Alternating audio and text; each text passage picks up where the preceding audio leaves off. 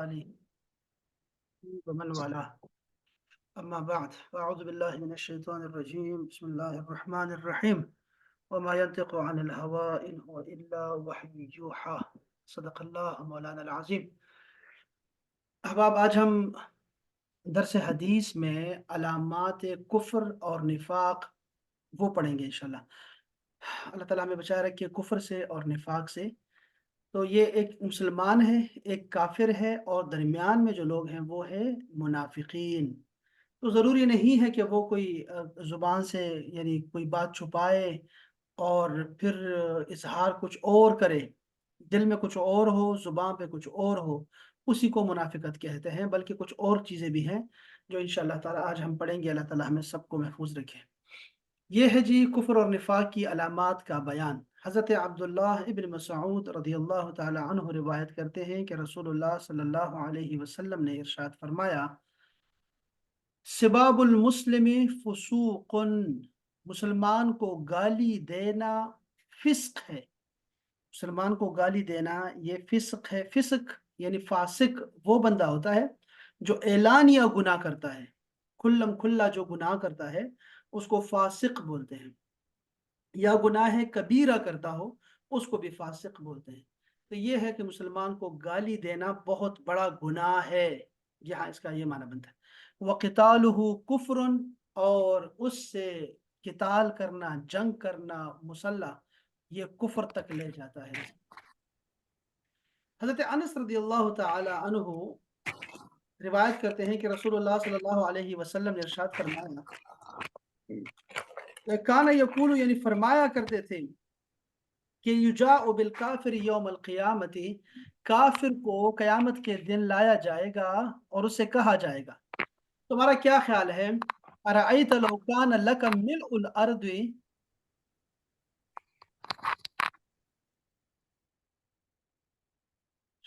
ملء الارض ذهبا، تمہارا کیا خیال ہے اگر تمہارے لیے پوری دنیا جو ہے کہ برابر سونا ہو، تمہارے لیے تمہارے پاس ہو سونا، تو کیا اس زمین بھر سونے سے تم اپنے آپ کو رہا کرنا چاہو گے؟ کیا تم اسے اپنی رہائی کے بدلے میں فدیہ دینے کو تیار ہو جاتے اگر تمہارے پاس ابھی سونا ہوتا؟ وہ کہے گا ہاں، تو اس سے کہا جائے گا کہ تجھ سے اس کی نسبت بہت ہی آسان چیز مانگی گئی تھی دنیا میں، اور وہ یہ تھا کہ اللہ کی عبادت کرو اور اللہ کے سوا سب کو چھوڑ دو۔ یہ حدیث اور روایت میں جو ہے نا اس کی پوری حدیث بھی ہے کہ تمہیں کہا گیا تھا کہ ایمان لاؤ اور تم وہ نہیں لائے۔ حضرت عبداللہ بن عمر رضی اللہ تعالی عنہ فرماتے ہیں کہ رسول اللہ صلی اللہ علیہ وسلم نے ارشاد فرمایا، اذا کفر الرجل اخاہ، جب کوئی مسلمان اپنے مسلمان بھائی کو کافر کہتا ہے تو فقد باء بہا احدہما، تو یہ جو اس نے کہہ دیا ہے نا، تو اس دونوں میں سے کوئی ایک شخص جو ہے اس مبتلا ہوگا، ایک نہ ایک تو اس میں کافر ہوگا، یا تو سامنے والے جس کو کافر کہہ رہا ہے اگر وہ نہیں ہے اس میں جگہ، تو یہ جو کفر کا فتویٰ ہے یہ اس کے اپنے اوپر آ جائے گا، یعنی اگر جسے کہا کہ وہ کافر کہا گیا ہے وہ کافر نہ ہوا، اللہ اکبر، توبہ استغفر توبہ توبہ۔ خود کافر یہ ہو۔ روبی خالہ کی کوئی ٹیچر ہے؟ اچھا جی۔ حضرت ابو ہریرہ رضی اللہ تعالی عنہ روایت کرتے ہیں کہ الدنیا سجن المؤمن و جنت الکافر۔ اب دیکھو یہ چھوٹی سی حدیث پاک ہے لیکن یہ کہاں روایت ہے؟ مسلم شریف میں روایت ہے۔ ابھی انشاءاللہ درس کے آخر میں نا میں آپ کو یہ جو کتابیں ہیں 6 کتابیں ہیں اس کے بارے میں تھوڑا سا بتاؤں گا انشاءاللہ تعالی۔ تو یہ ترمذی اور مسلم کی حدیث شریف ہے کہ آپ نے فرمایا کہ دنیا مومن کے کھانا ہے مومن کے لیے، وہ جنت الکافر، اور جنت ہے کافروں کے لیے۔ دنیا مومن کا قید خانہ اور کافر کے لیے جنت ہے۔ ایک بہت بڑے قاضی گزرے ہیں مصر کے، ان کے سامنے ایک جو ہے وہ تیل فروش یہودی آیا، تیل بیچ رہا تھا وہ، اور اس کے کپڑے سارے میلے اور پسینے میں لت پت۔ قاضی صاحب جو تھے وہ پالکی میں بیٹھے ہوئے تھے، سامنے سے جا رہے تھے، تو انہوں نے پوچھا کہ یہ جو آپ کے رسول نے فرمایا ہے کہ دنیا جو ہے یہ قید خانہ ہے مسلمان کے لیے، اور کافر کے لیے جنت ہے۔ تو یہ کون سی جنت ہے جس میں میں رہ رہا ہوں، اور یہ کون سا قید خانہ ہے جس میں آپ رہ رہے ہیں، مزے کر رہے ہیں آپ، اور میں کتنا غریب اور کتنے مصیبتوں میں ہوں۔ تو آپ نے فرمایا کہ جب قیامت کا دن ہوگا اور تم اپنی دنیا کی زندگی کو دیکھو گے اور آخرت میں جو تمہارے ساتھ ہونے والا ہے وہ دیکھو گے، تو کہو گے کہ دنیا تو جنت تھی، جنت، اور جو میرے لیے اللہ نے بنا کے رکھا ہوا ہے جنتوں میں سے، اور جو نعمتیں میرے لیے ہیں، جب میں وہ دیکھوں گا تو میں کہوں گا کہ میں پہلے کیوں نہیں آ گیا، وہ دنیا میرے لیے قید خانہ تھی۔ تو یہ فرق ہوتا ہے آنکھوں کا، لیکن رسول کا فرمایا جو ہے وہ کبھی بھی جو ہے وہ غلط نہیں ہوتا۔ اسی طرح حضرت ابو ہریرہ رضی اللہ تعالیٰ عنہ فرماتے ہیں کہ رسول اللہ صلی اللہ علیہ وسلم نے ایک کافر کو مہمان بنایا، کافر مہمان، وہ مہمان ہوا، مہمان کا مطلب ہے کہ وہ آیا تو رسول اللہ صلی اللہ علیہ وسلم نے اس کی ضیافت کی جس طرح ہوتا ہے۔ فَأَمَرَ لَهُ رسول اللہ صلی اللہ علیہ وسلم، تو رسول اللہ صلی اللہ علیہ وسلم نے ارشاد فرمایا ان کے لیے کہ ان کے لیے بکری کو دھوئے، بکری کا دودھ لائے۔ تو وہ دھوئی گئی اور وہ تمام دودھ پی گیا۔ دوسری بکری کا حکم دیا تو وہ بھی دوہی گئی اور اس سے بھی پی گیا۔ پھر ایک اور دوہی گئی تو اس سے بھی پی گیا، یہاں تک کہ 7 بکریوں کا دودھ پی گیا وہ کافر۔ دوسری صبح وہ اسلام لے آیا رسول اللہ صلی اللہ علیہ وسلم متاثر ہو کے، اور یہ ہونا تھا۔ تو آپ نے کیا ہوا، حضور نے اس کے لیے بکری دھونے کا حکم دیا تو اس نے دودھ پی لیا، پھر دوسری بکری کا جب حکم فرمایا تو وہ دھوئی گئی لیکن وہ اس کا سارا دودھ نہ پی سکا۔ رسول اللہ صلی اللہ علیہ وسلم نے فرمایا مومن ایک آنت میں پیتا ہے اور کافر 7 آنتوں سے پیتا ہے۔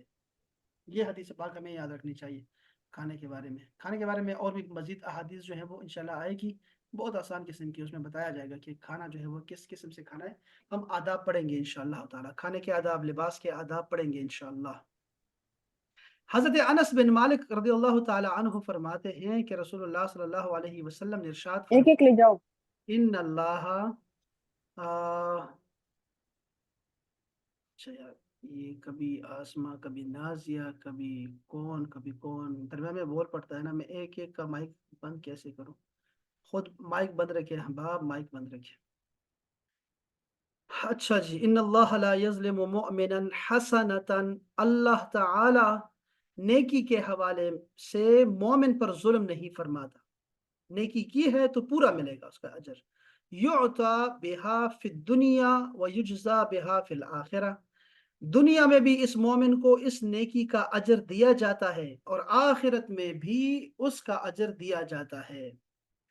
اللہ وَأَمَّا الْكَافِرُ، اور رہا کافر، فَيُطْعَمُ بِحَسَنَاتِ مَا عَمِلَ بِهَا لِلَّهِ فِي الدُّنْيَا، کافر تو اس نے دنیا میں جو بھی اللہ تعالیٰ کے لیے نیکی کی ہے اس کا اجر اسے دنیا میں ہی مل جاتا ہے، اور جب وہ آخرت میں پہنچے گا تو اس کے پاس کوئی نیکی نہیں ہوگی جس کی اسے جزا دی جائے۔ اس وقت دنیا میں جو ٹرسٹیز چل رہی ہیں، بہت ساری جو ویلفیئر کا کام چل رہا ہے بہت سارے شعبوں میں، وہ کفار کر رہے ہیں، یہود و نصارہ بھی کر رہے ہیں، اس میں بڑھ چڑھ کے حصہ لے رہے ہیں۔ تو ان کا کیا ہوگا، ان نیکیوں کا کیا ہوگا جو وہ کما رہے ہیں؟ وہ یہی ہے کہ دنیا میں جو ہے ان کو اس کا اجر مل جائے گا، اللہ پاک عطا کر دے گا، آخرت میں ان کا کوئی حصہ نہیں ہے، صرف اس وجہ سے کہ انہوں نے رسول اللہ صلی اللہ علیہ وسلم پہ ایمان نہیں لایا، بس اس وجہ سے وہ آخرت میں ان کو کچھ نہیں ملنے والا۔ حضرت عبداللہ ابن عباس رضی اللہ تعالیٰ عنہما فرماتے ہیں کہ رسول اللہ صلی اللہ علیہ وسلم نے ارشاد فرمایا تم میرے بعد کفر کی طرف نہ لوٹ جانا کہ تم میں سے باز باز کی گردنیں اڑانے لگ جائیں۔ اللہ اکبر، ایسے نہیں ہونا، مرتد نہ ہو جانا کہ اپنوں میں ہی لڑائیاں شروع کر دے۔ اس کے بارے میں نا ہم لوگ اگلے جو باب آنے والا ہے وہ ہے گستاخان رسول، گستاخان اسلام، خوارج اور جو فتنے ہیں حروریہ، ان کے بارے میں بھی ہم انشاءاللہ بہت جلدی جو ہے اس کے بعد پڑھنے والے ہیں انشاءاللہ۔ یا تو اس کے بعد پڑھ لیں گے یا پھر دیکھیں گے کہ ہم نے اس کو کیسے پڑھنا ہے انشاءاللہ۔ یہ اس کے بعد جو حدیث پاک ہے اس میں ذرا دیکھیں کہ رسول اللہ صلی اللہ علیہ وسلم ارشاد فرمایا بادروا بالاعمال فتنا کقطع اللیل مظلم، آپ نے فرمایا کہ ان فتنوں کے واقع ہونے سے پہلے نیک اعمال کر لو جو اندھیری رات کی طرح چھا جائیں گے، اندھیری رات کی طرح، یاد رکھیں ایسے فتنے جو اندھیری رات کی طرح چھا جائیں گے، اس سے پہلے پہلے نیک اعمال کر لو۔ ایک شخص صبح مومن ہوگا اور شام کو کافر ہو جائے گا، یا شام کو مومن ہوگا اور صبح کافر ہو جائے گا، اور معمولی سی دنیاوی منفعت کے عوض اپنی متاع ایمان فروخت کر ڈالے گا، تھوڑی سی دنیا کی خاطر ایمان کو بیچ دے گا۔ یہ دور آنے والا ہے، اس لیے اس سے پہلے پہلے نیک اعمال کر لیں۔ صحابہ نے عرض کیا، اس حوالے سے بہت ساری احادیث ہیں جو ہم پڑھیں گے انشاءاللہ، لیکن صحابہ نے عرض کیا تو کہ ہم کیا کریں اس میں، تو آپ نے فرمایا کہ جددو ایمانکم، اپنے ایمان کو تازہ کرتے رہا کرو۔ فرمایا کیسے تجدید کرے ایمان کی؟ آپ نے فرمایا لا الہ الا اللہ کا ذکر کرتے رہو، لا الہ الا اللہ، لا الہ الا اللہ کا ورد جو ہے وہ کرتے رہا کرو، اس سے ایمان کی تجدید ہوگی۔ تو یہ جو فتنے آتے ہیں تو اس سے انسان کو پتہ بھی نہیں چلے گا کہ وہ کب کافر ہوا اور کون سا کلمہ جو ہے وہ اللہ تعالیٰ کو برا لگ گیا۔ حضرت ابو ہریرہ رضی اللہ تعالی عنہ فرماتے ہیں کہ رسول اللہ صلی اللہ علیہ وسلم نے ارشاد فرمایا المراء فی القرآن کفر، قرآن مجید میں جھگڑا کرنا کفر ہے، یعنی من مانی تحریفات اور تعویلات اور تفاسیر اور تراجم کرنا، یہ اس کے ذریعے سے لڑنا، ایک ہی دلیل ہے تو لیتے ہیں، ایک فرقہ لے لیتا ہے اور اس کے استعمال کرتا ہے، قرآن کو استعمال کرتا ہے اپنی من چاہی جو ہے وہ خواہش کے لیے، عقیدے کے لیے، تو یہ کفر ہے قرآن مجید کے دلائل سے ہی۔ مطلب قرآن مجید جو ہے اس کے بارے میں فرمایا گیا ہے، قرآن مجید تو ہدایت کی کتاب ہے، لیکن اکثر لوگ اس سے جو ہے وہ کافر ہو جاتے ہیں اور گمراہ ہو جاتے ہیں قرآن مجید سے ہی، اور بعض جو مومن ہوتے ہیں وہ تو خوش ہوتے ہیں قرآن مجید کی تلاوت سے اور اس کی آیات سے۔ حضرت عبادہ بن صامت روایت کرتے ہیں رسول اللہ صلی اللہ علیہ وسلم سے کہ آپ نے فرمایا ان الکافر اذا حدر بشر بعذاب اللہ، حدر بشر بعذاب اللہ وعقوبته فلیس شیء اکرہ الیہ مما امامہ۔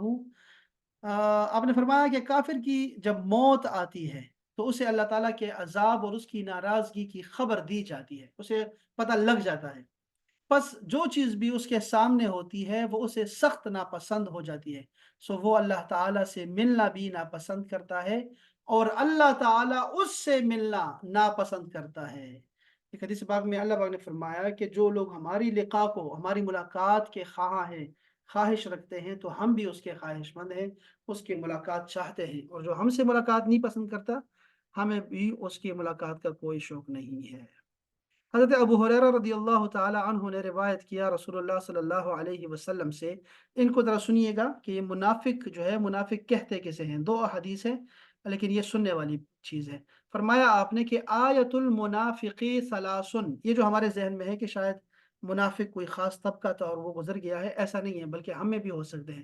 آپ نے فرمایا کہ 3 علامات ہیں منافق کی، 3 علامات، آسان لفظوں میں فرمایا، آپ نے فرمایا اذا حدث کذب، جب وہ بولے گا جھوٹ بولے گا، وَإِذَا وَعَدَ أَخْلَفَ، جب بھی وعدہ کرے گا وعدہ خلافی کرے گا، وَإِذَا اُعْتُمِنَ خَانَ، اور جب اسے امانت دی جاتی ہے اس میں خیانت کر جائے گا لازمی۔ یہ 3 علامات ہیں۔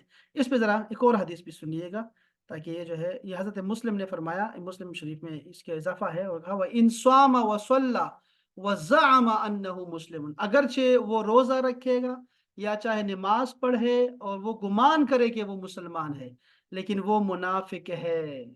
یہ بھی ذرا سننے والی، اور یہ حدیث شریف دیکھیں ذرا کہ آپ نے فرمایا صلی اللہ علیہ وسلم اربع من کن فیہ، 4 ایسی عادات ہیں، خصلتیں ہیں کہ جس میں ہو 4 عادات، کان منافقا خالصا، وہ خالص منافق ہے، 4 عادات جس میں ہو، ومن کانت فیہ خصلت، اور جس میں ایک خصلت ہو، ایک عادت ہو ان چاروں میں سے، منہن، ان چاروں میں سے، کانت فیہ خصلت من النفاق، تو اس میں منافقت کی ایک عادت ہے، وہ بھی اس ایک عادت جتنا منافق ہے، حتی یدعہا، یہاں تک کہ وہ عادت بھی چھوڑ دے۔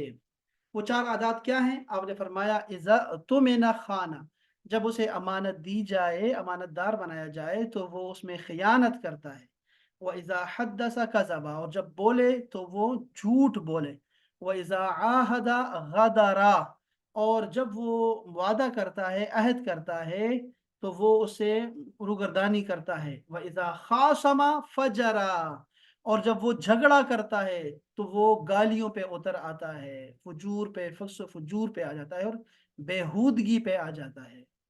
یہ 4 علامات ہیں۔ اس کو میں پہلے بھی عرض کیا تھا، کوئی آپ میں سے کوئی ایسا ایک ہو جو وہ لکھ کے ہمیں ایک پیج پہ لکھ کے اس کی تصویر لے اور شیئر کر دے کہ یہ کون سی علامات ہیں 4، وہ ہمیں دکھائے۔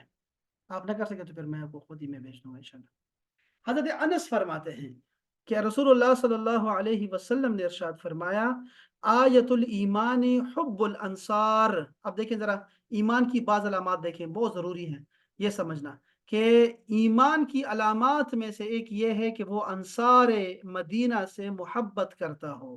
ہمیں تو مدینہ منورہ کے ہر گلی کوچے اور ہر جو ہے وہ ہر گوشے سے محبت ہے۔ لوگ تو بہت دور کی بات ہے، وہ تو بڑے لوگ تھے، بہت بڑے لوگ تھے، ہمیں تو ان کی مٹی سے بھی جو ہے نا ہمیں محبت ہے۔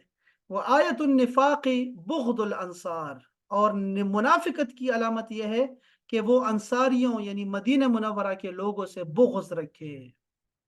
انصار سے بغض رکھنا یہ منافقت کی علامت ہے، اور انصار سے محبت رکھنا یہ ایمان کی علامت ہے۔ یہ متفق علیہ حدیث پاک ہے۔ حضرت ام سلمہ رضی اللہ تعالی عنہ فرماتی ہیں کہ کان رسول اللہ صلی اللہ علیہ وسلم یقول، آپ فرمایا کرتے تھے کہ لا يحب علی منافق، حضرت علی سے محبت کرنا یہ صرف مومن کر سکتا ہے۔ فرمایا کہ نہیں کرتا، پسند نہیں کرتا علی کو سوائے منافق کے، یعنی منافق جو ہے وہ ناپسند کرتا ہے حضرت علی کو۔ ولا یبغضہ مؤمن، اور مومن اس سے بغض نہیں رکھتا حضرت علی سے۔ سیدنا علی جو تھے، آپ یاد رکھیں احباب کہ سیدنا علی کرم اللہ وجہہ جو ہے وہ کوئی ایسے عام صحابی نہیں ہے، ان کا مقام جو ہے وہ باقی صحابہ کرام سے بلند اس وجہ سے ہے کہ وہ اہل بیت میں شمار ہوتے ہیں۔ یہ رسول اللہ صلی اللہ علیہ وسلم کے بچوں کی طرح ہے۔ رسول اللہ صلی اللہ علیہ وسلم نے 3 سال کی عمر میں انہیں لے لیا تھا اور ان کی تربیت خود فرمائی تھی، اور ابھی وہ بالغ بھی نہیں ہوئے تھے کہ مومن ہو گئے تھے، یعنی وہ شروع سے ہی مومن ہیں، شروع سے، اور وہ رسول اللہ صلی اللہ علیہ وسلم کے ساتھ ہر جگہ ساتھ رہے ہیں، ہر جگہ پہلی نمازوں میں بھی جو ہے وہ رسول اللہ صلی اللہ علیہ وسلم کے ساتھ ہی کھڑے ہوتے تھے، یعنی اس وقت کی بات ہے۔ یہ سیدہ فاطمہ الزہرا کے ساتھ زواج اور نکاح جو ہے یہ تو بعد میں ہوا ہے۔ تو حضرت علی کی محبت کو آپ نے ایمان قرار دیا، اور علی کے ساتھ بغض کو منافقت قرار دے دیا۔ یہ حضرت ام سلمہ ام المومنین ام سلمہ فرمایا کرتی تھی کہ رسول اللہ صلی اللہ علیہ وسلم فرمایا کرتے تھے ایسے، اندازہ کریں۔ تو حضرت زر بن حبیش رضی اللہ تعالی عنہ فرماتے ہیں، قال علی، حضرت علی شیر خدا نے فرمایا، والذی فلق الحبۃ وبرأ النسمہ، اللہ اکبر، قسم ہے اس ذات کی جس نے دانے کو چیرا اور جس نے جانداروں کو پیدا کیا، انہ لعہد النبی الامی الیہ، یہ نبی امی کا وعدہ تھا مجھ سے، کیا کہ ان لا یحبنی الا مؤمن، کہ مجھ سے محبت نہیں کرتا سوائے مومن کے، مومن کے علاوہ مجھ سے کوئی محبت نہیں کرتا، یعنی مومن محبت کرتے ہیں۔ ولا یبغضنی الا منافق، اور صرف منافق ہی مجھ سے بغض رکھے گا۔ اللہ اکبر۔ یہ حدیث پاک جو ہے یہ کہاں پہ ہے؟ یہ مسلم شریف کی حدیث پاک ہے، اور حضرت امام نسائی نے بھی اس کو روایت کیا ہے۔ اللہ اکبر۔ ابن ماجہ نے بھی اس کو روایت کیا، ترمذی نے بھی روایت کیا، سبحان اللہ۔ اچھا چلو الحمدللہ، یہ تو خرج ہوا ہے، لیکن یہ اچھا میں چاہتا ہوں ذرا تھوڑا سا کچھ آپ کو حدیث شریف کے متعلق تھوڑا سا بتا دوں۔ میں آپ کو صحاح ستہ کے بارے میں بتانا چاہ رہا تھا، تاکہ آپ تھوڑا بہت جو ہے نا کتابوں کے بارے میں، اماموں کے بارے میں اور حدیث شریف کے اصول کے متعلق تھوڑا بہت آپ کو علم ہو۔ پتہ تو ہوتا ہے سب کو، لیکن ہم ایک ترتیب سے پڑھ لیتے ہیں تھوڑا بہت، تاکہ آپ کو آپ کے پاس ایک لکھا ہوا آ جائے۔ یہ لفظ ہے صحاح الستہ، صحاح ستہ، اس کو ہم صحاح ستہ کہتے ہیں، صحاح ستہ، صحاح ستہ۔ یہ کیا ہے؟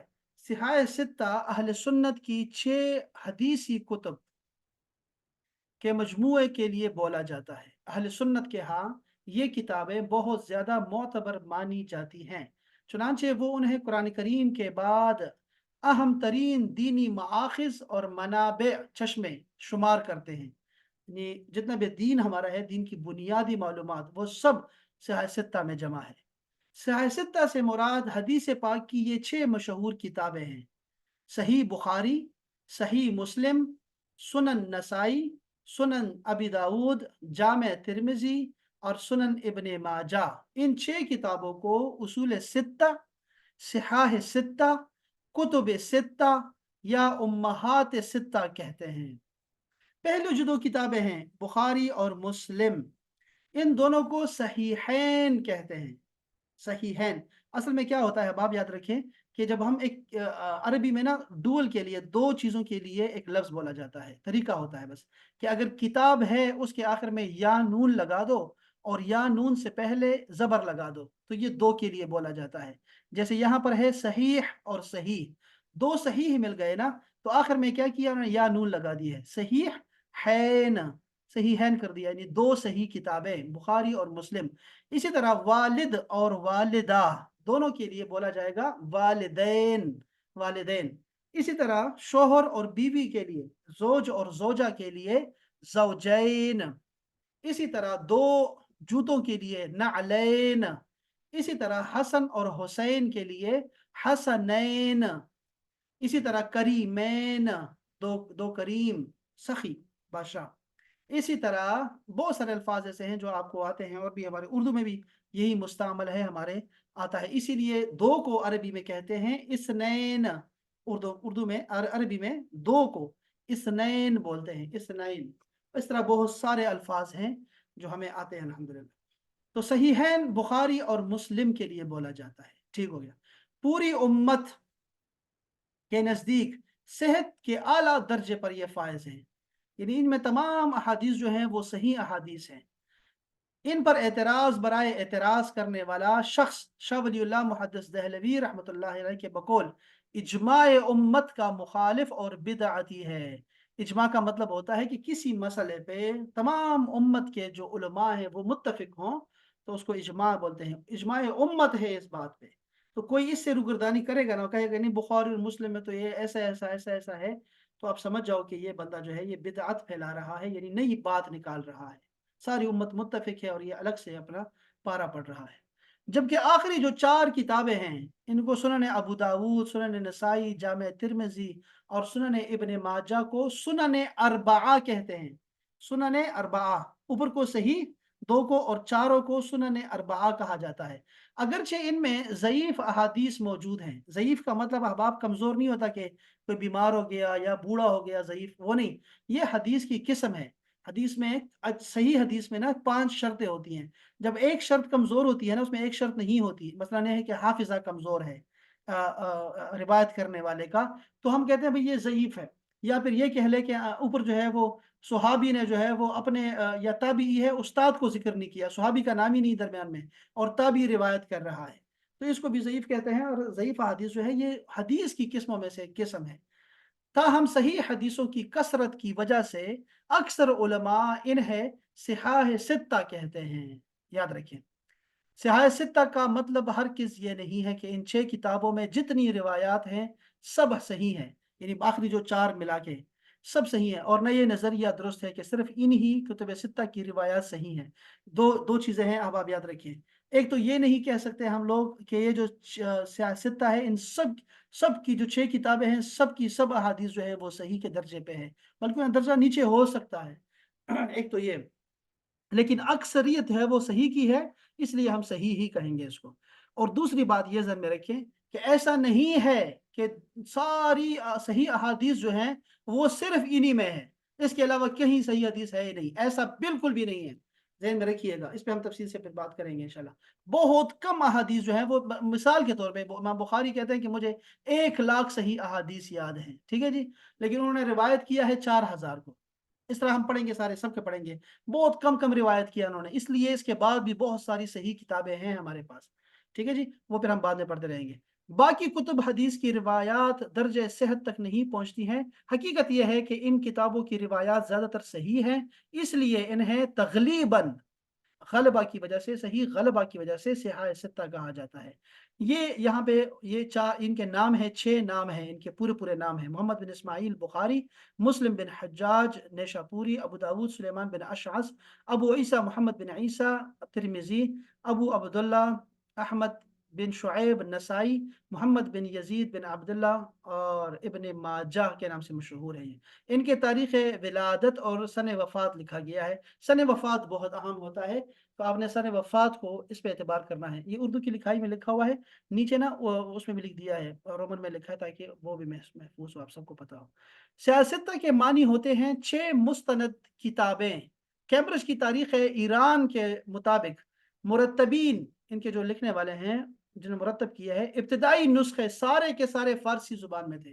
ان کے مرتبین درج ذیل ہیں: محمد بن اسماعیل البخاری، بخارا آپ کو پتہ ہے سمرقند ہمارے یہاں پہ، جنہوں نے حدیث کی مستند ترین کتاب صحیح بخاری مرتب کی ہے۔ اس کتاب کو مرتب کرنے میں انہیں 16 سال کا عرصہ لگا۔ روایتوں سے پتہ چلتا ہے کہ امام بخاری کسی بھی حدیث کو محفوظ کرنے سے پہلے غسل کر کے نوافل پڑھتے اور پھر حدیث کو محفوظ فرماتے۔ امام بخاری کا انتقال 256 ہجری یعنی 869 عیسوی کو سمرقند میں ہوا۔